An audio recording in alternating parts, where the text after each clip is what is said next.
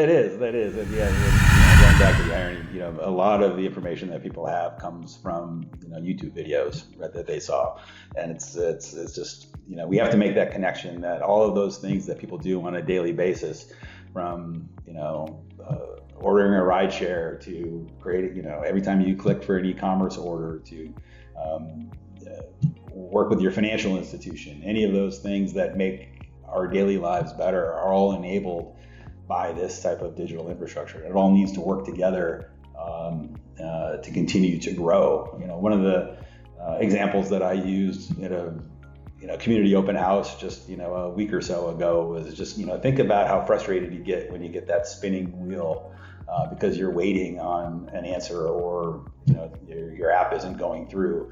That's why we need data centers in all of these different locations to minimize that latency and make sure that those applications perform. And so when you're able to communicate things just in a very simplified way and concise way that makes sense, a lot of people will start to realize, okay, I get it. I may not like it, but I understand, and I'm willing to accept it. Hi, this is Craig McKesson from Takanock. You're listening to the Data Center Go-to-Market podcast.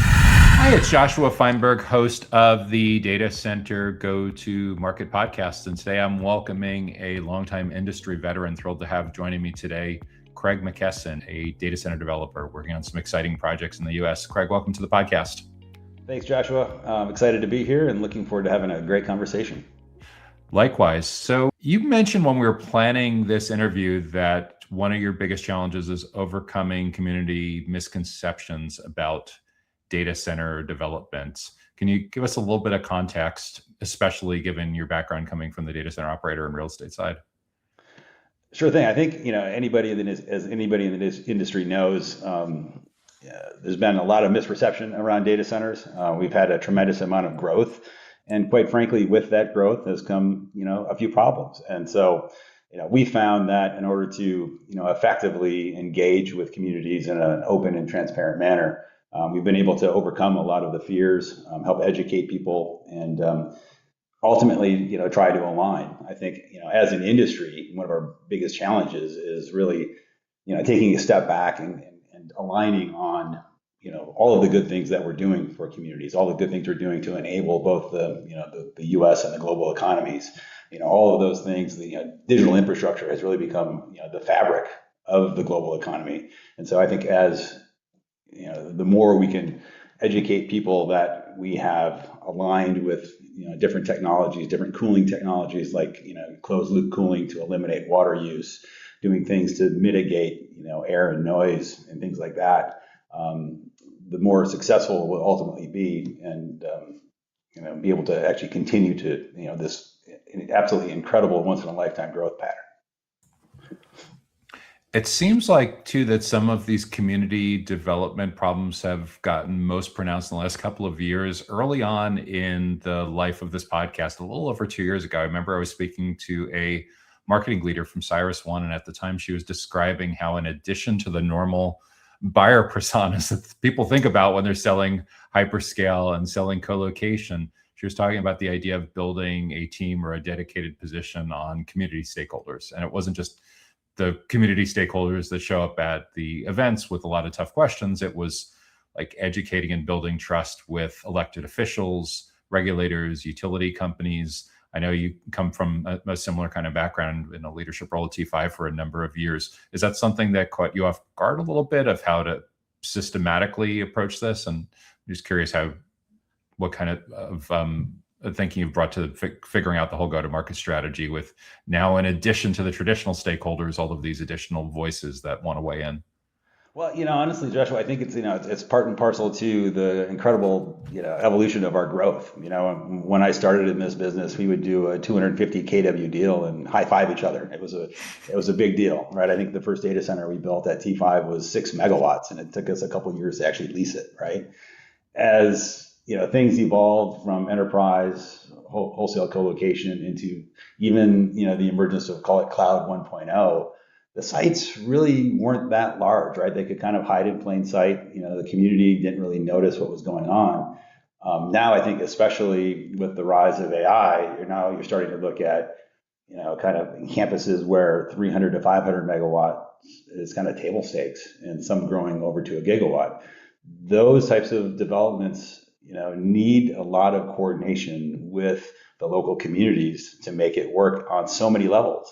And so I think those data center operators who started to really kind of be at the forefront of those larger scale developments saw the need to partner with, educate, and just kind of be present with the local elected officials, understanding kind of the pulse of what's happening in the different communities, and make sure that they were aligned in terms of how they were progressing their developments.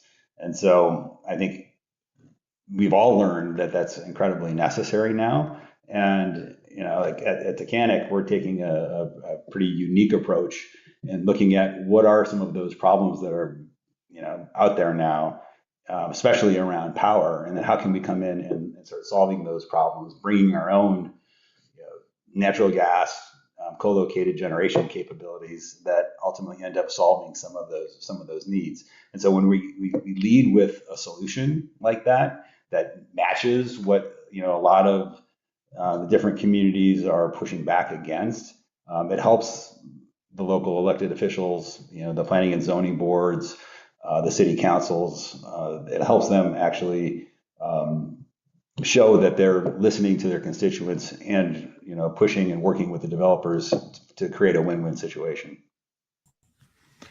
Have you seen any really good examples so far, regionally or nationally, where associations and groups of local elected officials are systematically getting up to speed to what they need to know to be better stewards and better asking questions? I know for a long, long time, the general public has looked nationally at Congress and often wondered how it's possible, how elected officials in the Senate and the House, when they bring in like Mark Zuckerberg or they bring in Satya Nadella, like the levels of literacy versus being completely off the reservation seems like there's a big missing part of that. Is it any better at the local level, or is it largely what we see nationally?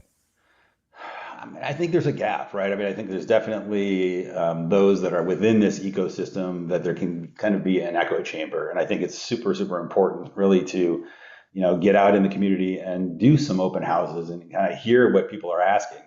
There are some questions that come up that you have no idea where they're coming from, but you can look them in the eye and say, hey, no, this is exactly what we're doing. This is how we're solving your problem, and speak to them kind of at a human one-on-one level. I think it really does start to make a difference.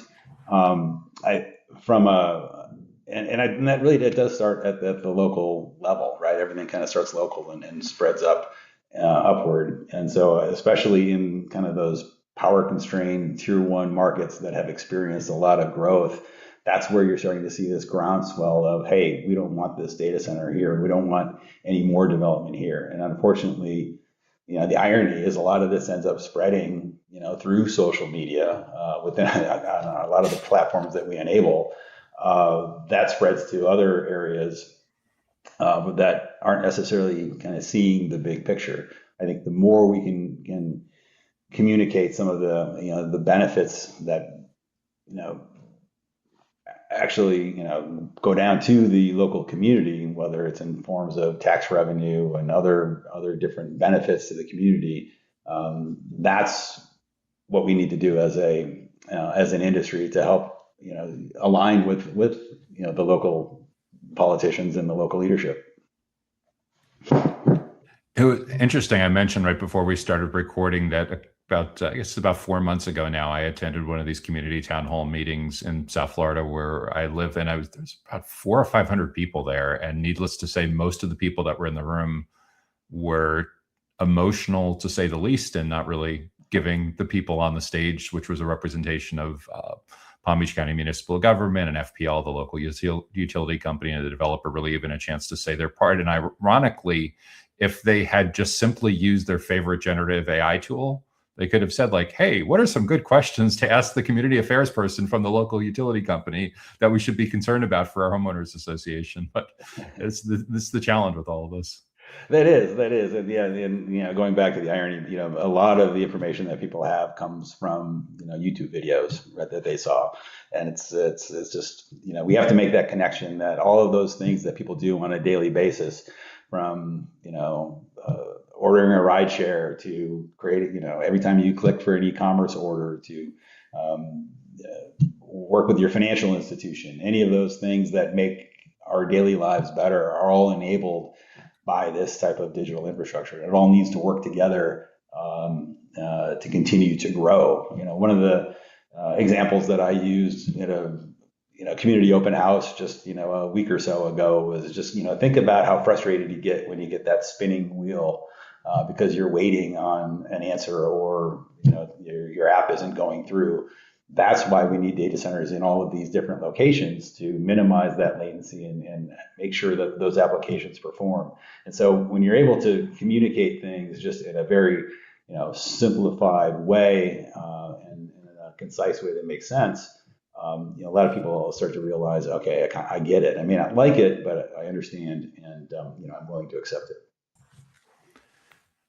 Coming from the your perspective 10 years ago, where you're running revenue and commercial for a traditional data center operator, probably at the time you we're thinking about buyer education, and I imagine things like blogs and YouTube and webinars and all the downloads and everything were a reasonably effective way of reaching different kinds of IT stakeholders and other kinds of business stakeholders. And that's still for sure something that's in use with data center operators. If anything, it's even more pronounced in the self-driven journey. But how do you think about buyer education from the standpoint of like these non-traditional buyers, where essentially you're getting, in some cases, getting pulled into B2G, business to government. In some cases, you're getting pulled into the consumer side of this. What is a developer like Takanock what do you think about when it comes to all these different segments and personas to be able to have reasonable coverage on? I mean, that's a great question, Joshua. I think you have to think about the universe of people who are either our influencers or our buyers, right? And kind of some of the traditional methods, whether it's social media posts or LinkedIn posts or whatever, however you want to do it, different blogs. I think they're great for brand building and awareness, but these projects have gotten so large, and there's such a large capital investment associated with them. The people who we are working with on a daily basis are very sophisticated, and they understand a lot of that. And so I think we have a tendency to really push on publish the problem first, and then come with a solution. And so understand speed to power is your number one constraint, right? You can't deploy your GPUs and actually run your business unless you can get infrastructure built and deployed, and that's not going to happen unless you can get power. And so we're working very hard to make sure that we are leading from the front to make sure that whether it's the leasing teams or it's the energy teams within colocation partners or hyperscale end users understand that we have an ability to bridge that gap in a way that works closely hand in hand with utility partners to and ultimately provide a resource to the grid and be a long-term partner.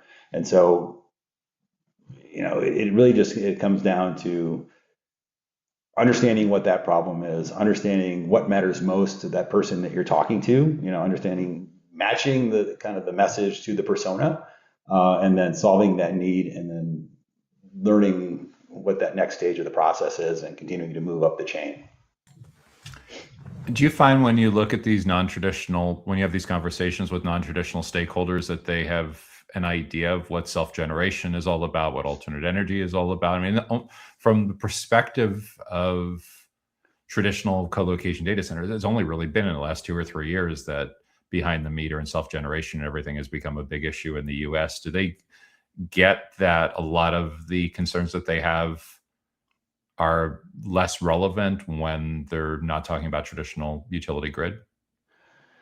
That's where the education comes in, quite honestly, because I think there's still a lot of misperception around behind the meter, right? And so there's the nuance of true behind the meter islanded power generation, and then what we're doing is kind of this combination where we're behind the meter for a period of time until the infrastructure gets finalized and completed, at which time then we'll become a utility or a grid resource in front of the meter, if you will.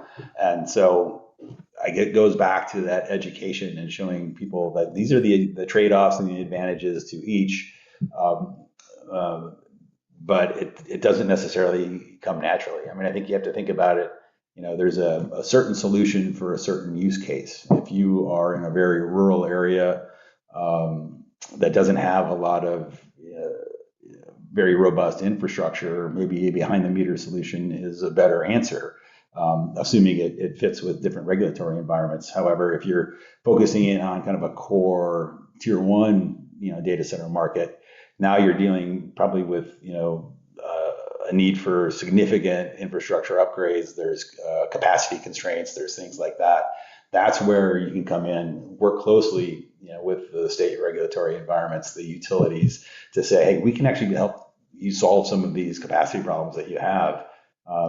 Get them kind of on your side in the whole process, and kind of work toward finding a common ground solution. So I think the takeaway there is you got to partner early. You got to be willing to roll up your sleeves, do the work, answer the questions, and iterate over and over and over until you come up with the right answer.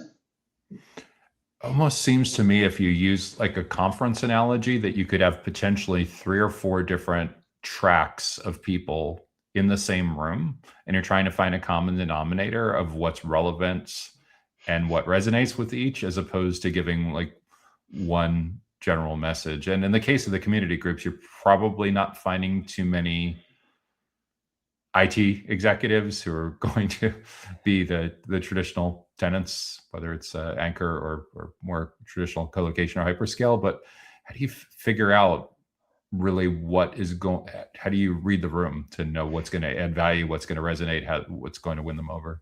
Yeah, Joshua, I think you just hit the nail on the head. You got to read the room. You got to understand who your audience is in every conversation. Even within at the sophisticated buyer level, you have certain technical conversations for certain members of different teams, and you have higher level risk oriented or capital markets oriented conversations with other constituents there. Same goes when you're at a community outreach meeting. You have to just kind of be able to understand what is kind of the makeup of the questions that are coming at you, and be able to look people in the eye, let them know that you're listening, understand what they say or what they're asking, and then answer the question in a kind of a very natural way. But to your point, there is no one size fits all type of answer. Even if you're explaining the same solution, you just have to be able to figure out how to break it down differently depending on who your audience is. Looking back at your career, have you found one overarching GTM fundamental, one rule of thumb with figuring out how all this works that still holds true today? Yeah, early on in my career, I had a leader that kind of said, hey, everything you do comes down to 2 questions. What matters most, and so what? And so it sounds pretty simple, but if you kind of think about any situation, especially sales situation you're in, those 2 questions kind of, put it all together. What matters most to the person or people that you're talking to? And then what's the so what of what you're saying? So make sure you understand what people want to know, and make sure you answer their question in a way that meets that need. And so that's something I think anybody who's been on my teams over the years has heard me say over and over and over, that, if you can't answer those 2 questions in the email that you write or the post that you put out there on social media, go back to the drawing board and figure it out and do it again. So if we think about, if we were looking at this through the 2010s lens, this would almost be like the who we help section of the website, where there's a different page for the IT executive, a different page for the CFO, a different page for the managed service provider, whoever else you were looking to win over the so what for them, and the specific tangibles for them. Yeah, exactly. I mean, I think, it's going to be different, right? I mean, I think, these buying decisions, as I talked about earlier, I mean, they go up to the highest levels of our customer companies as well as the end users, right? These are, multi-billion-dollar decisions that are, being entered into and going on people's balance sheets. And so each one of those stakeholders along the way is going to be concerned about whatever it is that they're concerned about, right? So that's what matters most to them. And so you have to make sure that you're answering those questions consistent with what their needs are. Otherwise, it's not going to resonate and you're likely not going to be able to move to that next step. And so I think it's incredibly important in any go-to-market kind of context to be able to go in at different angles and different levels with different messages that ultimately support whatever your solution is. And I don't care if where you are in the value chain or the supply chain. It's going to be the same process, right? Ultimately, somebody's going to be making a decision, but they're going to be influenced by probably a whole team around them. And so you kind of have to get all of that consensus, around that team, so that the person making the decision feels confident that they're making the right one. Most data center GTM teams are flying completely blind. 83% of your buyer's journey is happening before they even speak with someone from your sales team. The Data Center Go-to-Market podcast is powered by DCSMI.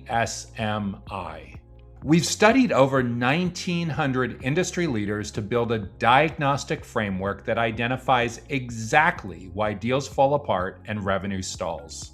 Stop guessing and start benchmarking. Subscribe now to our weekly Data Center GTM briefing at www.dcsmi.com/briefing. Again, that's dcsmi.com/briefing. BRIEFING.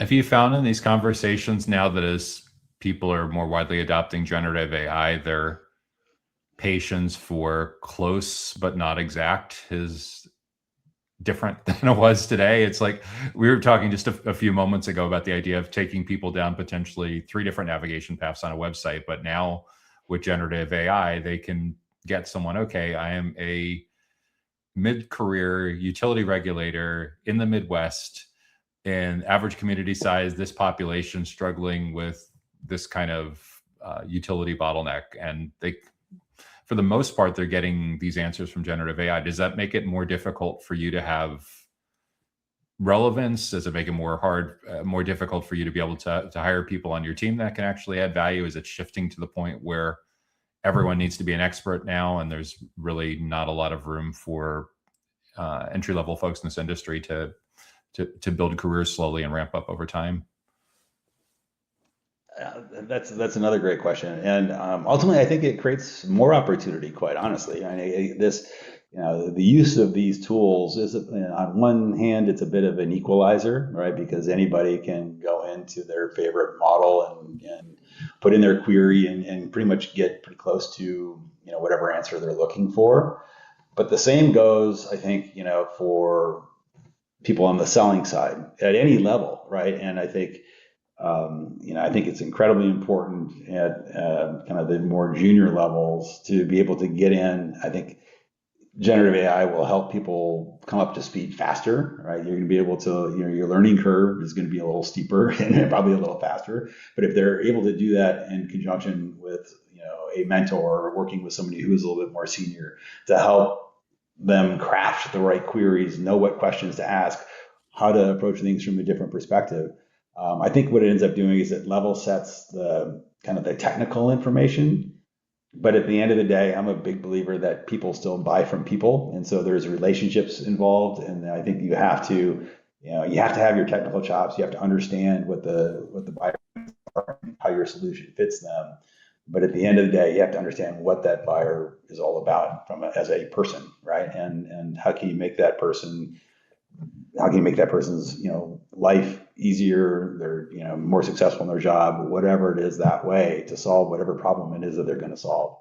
And so instead of coming in, there's nothing worse, because I think you and I can probably relate to this. When we're young in our career, they give you that book and said, all right, here's a bunch of phone numbers, go call them and try to get meetings. Well, there's nothing worse than being that junior guy and using canned lines to try to cold call somebody and get a meeting. That just doesn't work, and it's definitely not going to work today. So being able to use tools like generative AI to kind of understand, do your homework, understand what the kind of the missing needs are of the customer, and then apply whatever it is your solution is to that call or getting that meeting. Now it becomes useful. because none of us really have time to take meetings that aren't gonna move the needle. Thinking even just in preparing for these kinds of meetings where 10 years ago you're going to meet with the CTO of a mid-sized manufacturing company. So you spend a few minutes looking at his or her LinkedIn profile. You read a little bit about the about page or recent news page on their LinkedIn company page or on their website, and you're probably reasonably good to go. Now, if you were doing the same exercise, you're doing the same meeting prep for that same kind of meeting, for sure you'd use a generative AI tool. And if you think about on the community side, like what would I have done 10 years ago to prepare for a town hall? You'd probably check the local newspapers website, read back articles that have anything to do with community development and pushback and activism. You'd probably look for some Facebook groups, some from Twitter X archives, some Reddit threads or something like that. But now you can really go to your favorite generative AI tool and say, and do sentiment analysis. What is this community going to care about? Where is their consensus? What are they divided on? What have they historically supported? What have they historically fought back? It levels up tremendously. It certainly does, and I think, and that's what I mean by using that as a tool to level up, kind of your technical knowledge, but then apply, your personal knowledge or your team's knowledge and your solution to help solve those problems. Because now you can actually, go into that meeting knowing that their top 3 hot buttons are X, Y, and Z. Well, I don't need to talk about A, B, and C if they care about X, Y, and Z. And you can keep it right on point that way, which is much more effective, and it helps keep people engaged because it's what they care about, and it's not just a bunch of superficial noise. Greg, when you look at your peers across the industry, what do you see as a go-to-market playbook that's starting to fail? It's losing a lot of steam, but others are in denial about it, and they keep going full steam ahead as if nothing's changed. Well, I mean, I think I'm a big believer in the you must be present to win, right? I think you need to be out there. You need to, again, go back to the people buy from people. You have to form those relationships. You have to form that trust level out there. I think, where people are doing more and more of their prospecting and their selling, if you will, just virtually, even, through, Zoom calls or just via email. I think people, especially coming out of COVID and everything else that happened, people have gotten a little tired of that, and they want to have that human interaction again. So I think getting out there is incredibly important. Do you think when it comes to the face-to-face contact, do you see people being precise enough, or are they so starved for the human contact and the face-to-face that they're okay settling for going to an event where they're maybe only 5 or 10% of the attendees line up with the people they really want to be meeting with? I think that's another fair question, right? I mean, I think there's no doubt there are a lot of conferences in this business, right? Especially this industry, and I think if you really want to make it effective, you got to do your homework. Figure out which of the conferences are going to be the right audiences for you and your solution and your product, and then align to those. I mean, you can get totally wrapped around the axle and just go to conference after conference after conference, and ultimately say, well, I've done all this time, I've been really, really busy, but I don't have a prospect list to come out of it, right? And so that to me is kind of a fool's errand, as opposed to saying, okay, whatever level you're at in an organization and whoever you're selling to, do your homework, understand which of the conferences are going to actually draw those people, and then do your homework beforehand, reach out, be proactive, set meetings, don't just kind of expect them to happen. That's how you make it work. So I think, we've all been victim of, hey, let's just be busy to be busy. But at the end of the day, that doesn't help fill your book of business at all. Yeah, we've kind of mapped out on this whole thing that a 3-day conference with a day of travel on each side and a day of load-in time and 2 or 3 days of getting ready and 2 or 3 days coming back, the 3-day conference ends up being 2 weeks. You do that 24 times a year, and there's your year. There's your year. Yeah, there's your year. Yeah, and I think that's there's a big lesson learned there, right? And and even if you're not exhibiting, if you're going in and just as an attendee, I mean, I do think it's incredibly important again to just do your homework, understand who you're going to meet with, make it count. I think that's the takeaway. If you're going to have this opportunity, the people you're meeting with, you owe it to them to make it count as well.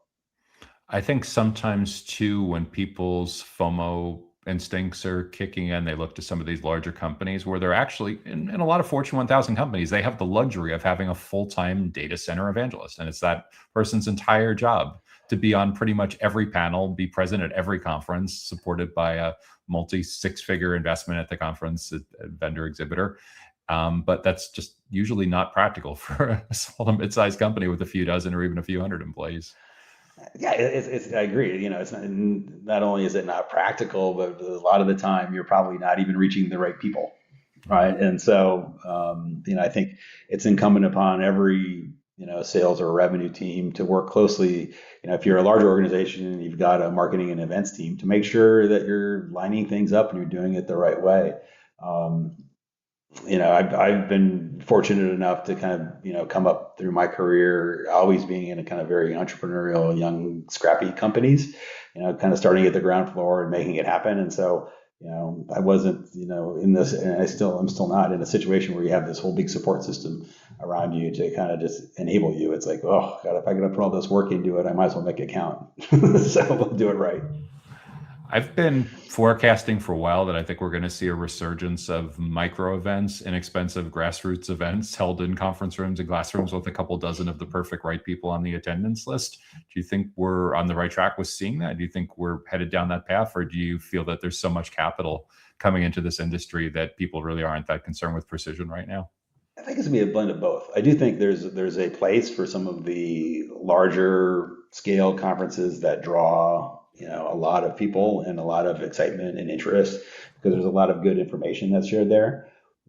However, I think, whether it's the small round tables or the kind of the private networking events where you can pull in leaders or decision makers at the appropriate level and kind of Chatham House rules to say, okay, let's help solve a problem together, right? And let's share some ideas about how we're, dealing with, different things that are impacting the industry, whether it's something technical or, kind of going back to, what kind of community outreach are you performing and what kind of feedback are you getting? How are you solving it?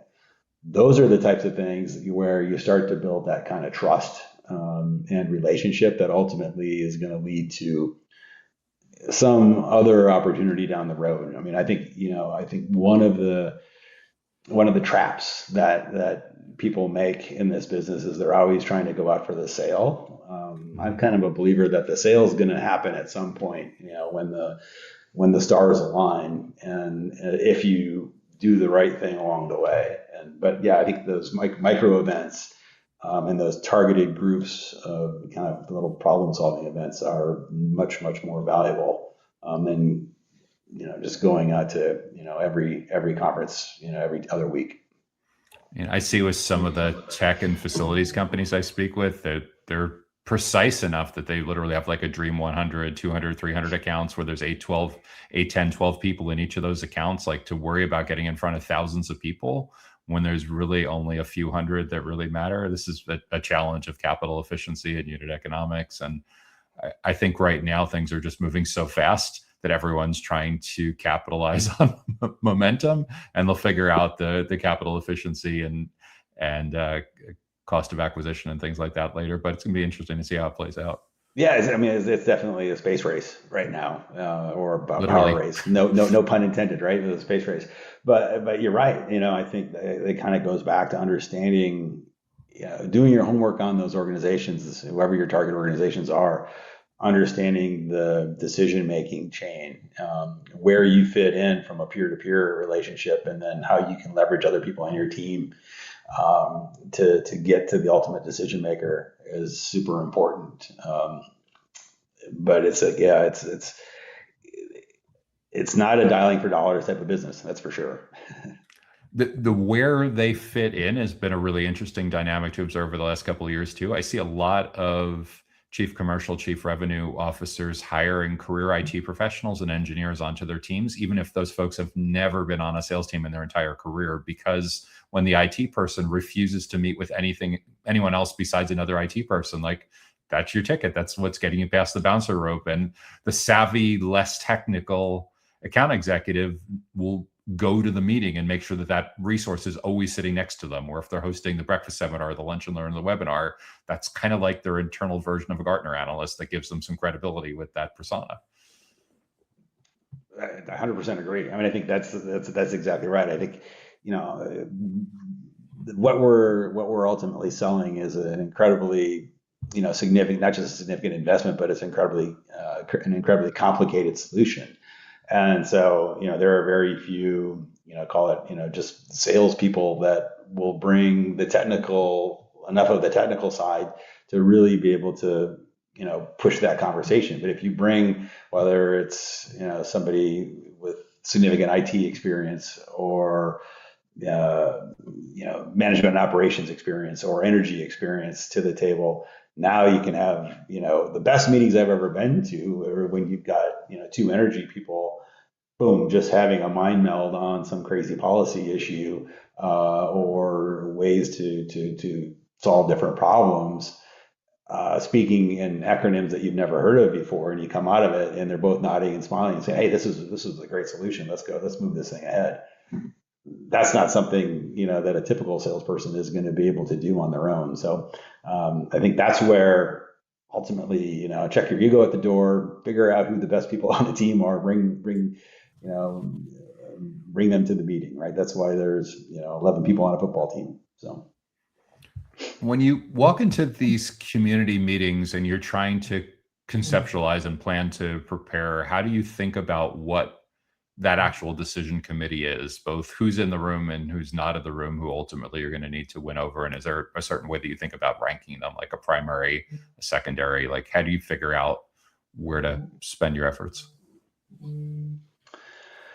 I don't think you always know when you go in, and I think part of it is, you know, a little bit maybe that comes with the experience. It comes with maybe setting an agenda before a meeting, you know, being able to do as much of that homework ahead of time to kind of understand maybe what their needs are. Because I think the more you understand what their needs are, then you can align certain, you know, SMEs or subject matter experts, to make sure you're covering all points of the conversation. So a lot of it is trying to figure out if there are potentially blind spots in your team's expertise and making sure that you're bringing the right contractors, consultants, channel partners, whatever it is, to fill those gaps. Yeah, I think so. I mean, I think, I feel like it's a little bit repetitive, but I kind of keep going back to the fact that we nowadays, because you can level up with things like, you know, generative AI to get some of the answers. I think you have to do your homework. You have to do some of that work up front to really, you know, probe and find out what it is that they're trying to solve, and then make sure you're bringing the right team to solve that problem. Yeah, and it's almost like if you had to be bilingual or trilingual before, speaking IT, speaking finance, speaking real estate, now it's truly multilingual. There's It so is many more multilingual. segments. Yeah, I mean, it's multilingual. You know, but the beauty is you've got, you know, something that can help you, you know, help you at least get 80% of the way there. Craig, what do you think the next 12, 18, 24 months is going to hold for someone like yourself that's growing the commercial side of a data center development company?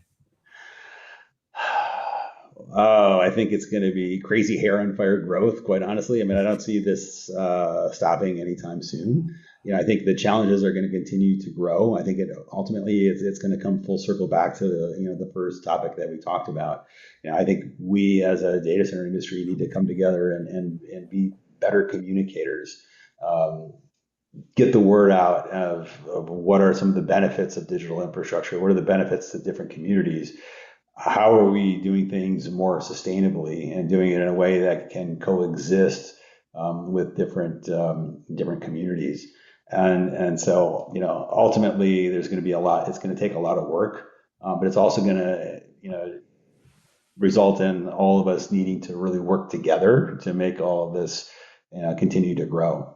That's going to be a challenge, right? I think, you know, everybody's just kind of, you know, running as fast as they can right now. But at a certain point, you kind of have to slow down, look around, be aware of your surroundings, and then align on how can we kind of keep this thing going. What do you think is going to separate the winners from everyone else over the next couple of years? If I think about what you were doing 10 years ago, what you're selling colocation or hyperscale, there's for sure direct competitors, indirect competitors. You're definitely going up against other companies. With a lot of these development projects, I sense that a lot of times the biggest competition isn't another developer, it isn't another operator. It's just simply figuring out how to get the community behind this initiative. I think that's where it goes, right? I mean, I think, we're going to start seeing now this shift and the way the industry is growing. I think over the last several years and probably for the next, 3 to 5, we're going to continue to see uh, a lot of growth around AI training. And so a lot of these larger campuses that are happening, those are that seems to be kind of the typical deal structure that we're seeing now. But we're also now starting to see this shift toward inference, right? And so inference is going to be a little bit of a different model. It's going to be closer to communities. It's going to be a smaller footprint, but it's going to be kind of be this shift back to high telecom density, high power density, smaller footprints as well. And so that to me is now you are going to be able to say, hey, I'm just going into this rural area and I'm not going to bother anybody. Now you're going to have to really start working closely with your local communities and your local utilities to show them that you're going to do this in a way that is supportive to their overall goals. So I think we're seeing a lot of people out there. If you peel back, what we do at simplest level, a lot of people say it's powered land.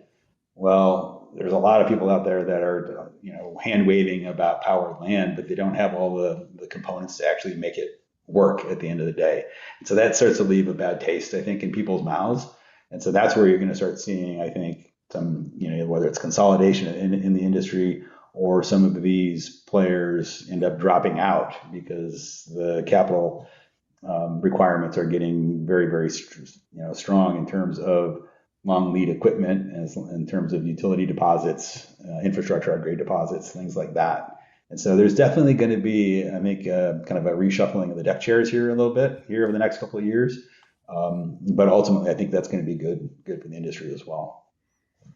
Yeah, for sure. The capital intensive nature of it is going to definitely force a lot of consolidation. If I think about the size of companies that I was working with 10 years ago, a lot of like almost what I'd consider mom and pop operators and service providers and things like that, and nearly all have at some point exited just out of pragmatism. And you can start to see that even when you go back and you look at companies over time and you see, oh, on this LinkedIn company page, they merged, they were acquired. You just constantly see these announcements. So if we thought there was a lot of that going on before, it seems like it's going to, by necessity, accelerate even more.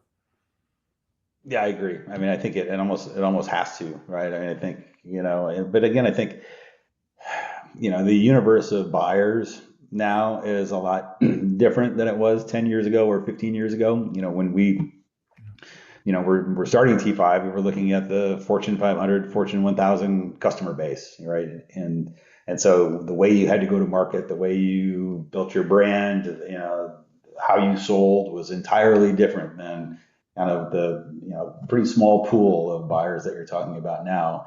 And so that smaller pool of buyers, just in order to sustain their own growth, is going to continue to optimize their supply chain and their vendor chain as well. And so I think there is going to be a rationalization of the entire market. And there will be some, obviously some winners and some people that, aren't. Craig, this has been really cool, fascinating to get your perspective as someone that came up through your career working on the operator, on the service provider side, a little bit on the real estate side, and now 100% focused on development, and in particular to hear firsthand what it's like being the developer representative at some of these community meetings and what it takes to actually move these initiatives forward. If someone wants to reach out to you or follow what you're working on, is LinkedIn a good place to start?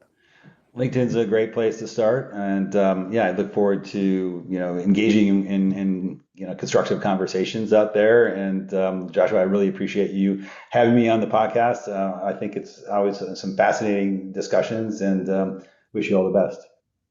Yeah, thanks so much, Craig. Really appreciate you joining me. I've been speaking today with Craig McKesson from Takanock. I think I pronounced that correctly. Takanock, it's part of our branding to make sure it's a name that people don't quite get right, but then they always remember. And Craig's based in Atlanta. Takanock. Takanock's actually based in Traverse City, Michigan, but Takanock. yeah, I work out of our Atlanta office. That's awesome. Thanks so much for joining me. Really appreciate it. Likewise, have a great day. Thank you. Most data center GTM teams are flying completely blind. 83% of your buyer's journey is happening before they even speak with someone from your sales team. The Data Center Go-to-Market podcast is powered by DCSMI. We've studied over 1,900 industry leaders to build a diagnostic framework that identifies exactly why deals fall apart and revenue stalls. Stop guessing and start benchmarking. Subscribe now to our weekly Data Center GTM briefing at www.dcsmi.com/briefing. Again, that's dcsmi.com/briefing. BRIEFING.